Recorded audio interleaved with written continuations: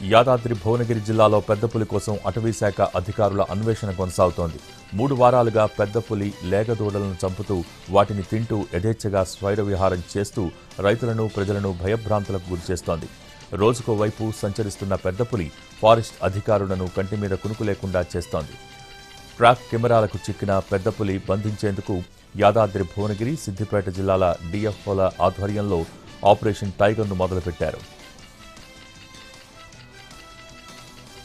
2 బృందాలుగా ఏర్పడి ఆలేరు, రాజంపేట, తుర్కపల్లి మండలాల్లో 100 మందితో పెద్దపులి కోసం అన్వేషణ చేపట్టారు. కవ్వాల్ రిజర్వ్ ఫారెస్ట్ నుంచి వచ్చిన యానిమల్ ట్రాకర్స్ టీం జాడ కనుగొనేందుకు గాలిస్తున్నారు.